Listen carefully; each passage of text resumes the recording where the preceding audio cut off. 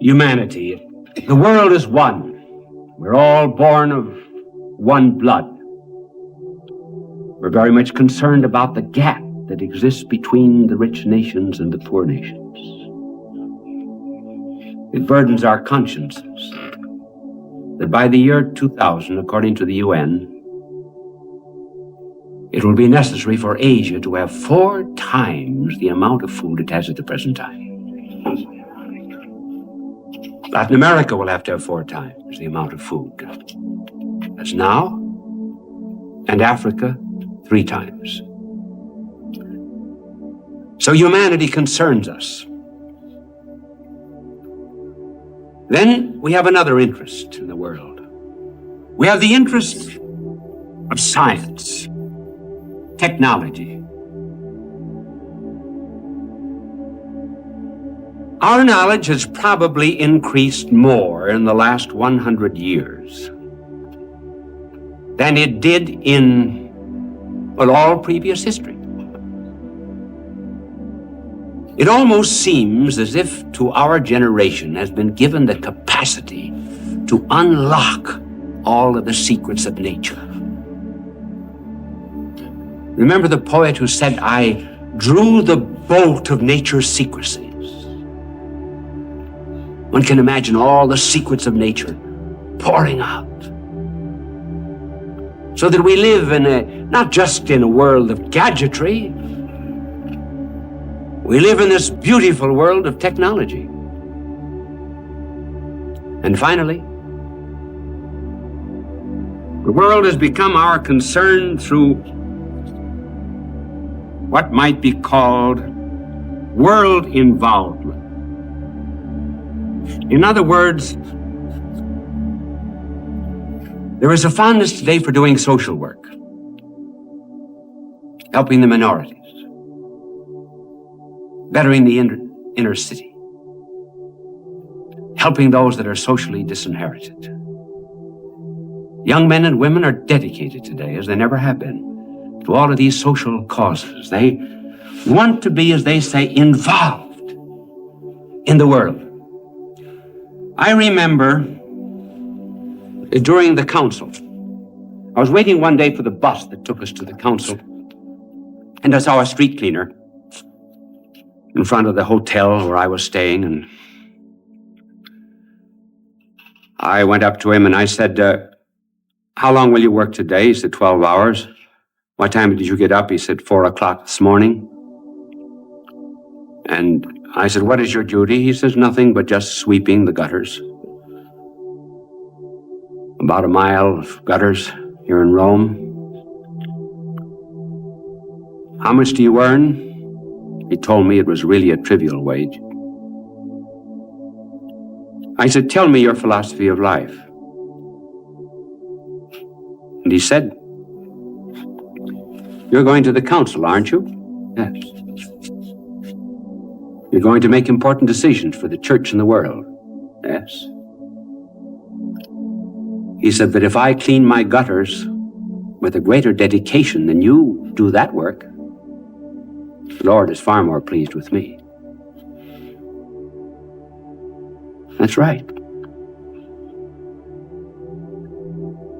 He saw that we have work in the world, and it can be a dedicated and divine and holy work. One day he went into a prison, visited the prisoners, and as he passed one cell, he said, "Who's in there?" The warden says, "That's the death cell. That man in there killed his wife." John spoke to him from outside the bars. He wouldn't answer, Pope John. So Pope John said to the warden, "Let me in." The man faced the wall, would not turn around. John said to him, "Young man." "Oh yes," he said, what is he in here for?" And the warden said, "He killed his wife." John said, "Young man, I've never been married. But do you know that if I were married, I might have killed my wife too?" With that, the prisoner turned around and embraced John. This is the humanity that he taught us to love. Now let's go to science and the world of technology.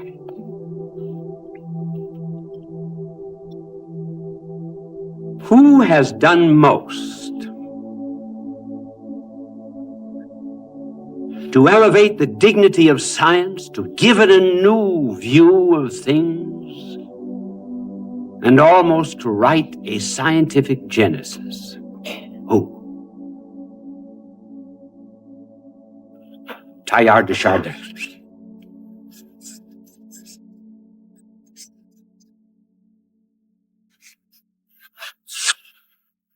This great French scientist, as a little boy,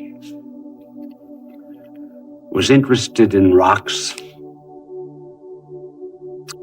And he was interested in rocks somehow or other because he saw the creative hand of God inside of the rocks. He grew up with a great devotion to what was the favorite devotion of his mother, called the Heart of Christ, but he got quite beyond the pious conception of his mother. As he traveled around the world many times, excavated, dug, came up with prehistoric men, was inducted to into the great scientific academies of the world. There was one great notion that obsessed Teilhard. It was the notion of an arrow being directed toward its target.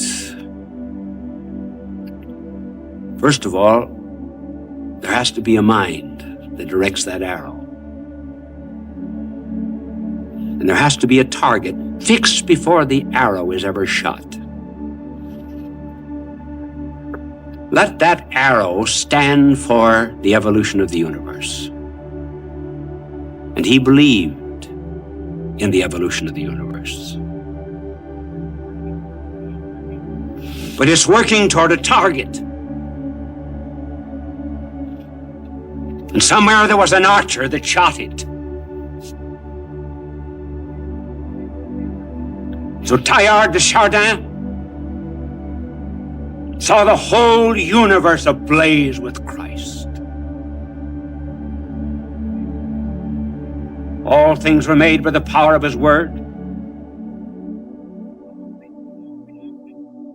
All things were for him.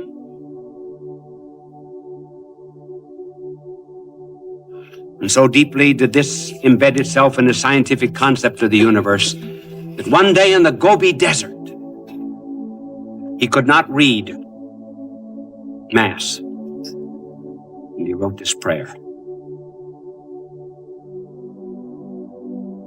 Since I, your priest, O Lord, have this day neither bread, nor wine, nor altar, I am going to spread my hands over the entire universe and take its immensity as the matter of my sacrifice. Is not the infinite circle of things the ultimate host that will be transformed? Is not the seething crucible wherein mingle and boil up all the operations of living and cosmic substances the chalice of pain that you desire us to sanctify? So let there be repeated again today and tomorrow and forever, until the transformation shall have been exhaustively effected in the divine words, this is my body.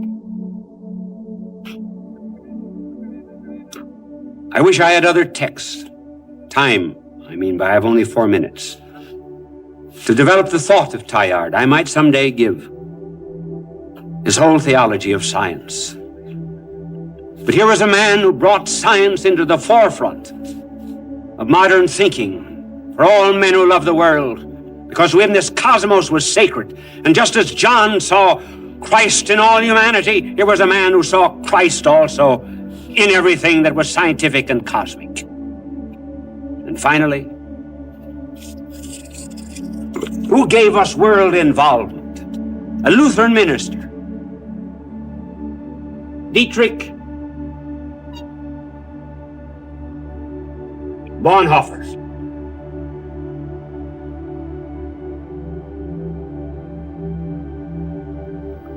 Dietrich Bonhoeffer, a brilliant young man who said, I would hate to live to be 40, and he never did. Was invited here to America to give lectures. He said, this is not my place. With the Nazi persecution going on, I must go back again to Germany. He resisted the Nazis and was put in prison. And just as John saw Christ in all humanity, Teilhard de Chardin saw Christ in the cosmos, so Dietrich Bonhoeffer saw him involved in everything that was worldly, in every kind of social service, in law, in medicine, in everything. He said, mentioned a couple of words that have been taken up by people who live by quotations. He spoke of a religionless religion, which unthinking people translate into a philosophy of life. By religionless religion, he simply meant that it shouldn't be too churchy. In other words, that the church should become involved. Here are his exact words as he was in prison. Just as in Christ the reality of God entered the reality of the world. That was the incarnation. So too that which is Christian is to be found in the world, the holy in the profane. So I would not speak of God on the borders of life, but at its center, in its life, in its prosperity. God is the beyond in the midst of life. And Christians must participate in the sufferings of Christ in this worldly life. And so he said that you never can look at the world without God, and you never can look at God without the world. This was his notion. And he died for it. And on April the 9th, 1945, the Nazis came. Well, I have 20 seconds or a minute and 20. The Nazis came to him and told him that he was to be hanged. The Nazi doctor saw him in his prison cell in prayer. He spent 45 minutes every morning in meditation, 45 minutes every night. He was led to the gallows. The gallows swung 6 o'clock on that April 9th morning, 1945. And the doctor who attended him said, in all of my 40 years of medicine, I have never seen a man so calm, so resigned, and so submissive to the world of God, to the will of God. This was Bonhoeffer, the real Bonhoeffer. And so the world is a great and a good place to live in. But who made it? God is dead men? No, to make room for the world. These are the men who made the world. And the world is worth living in, and the world is worth saving.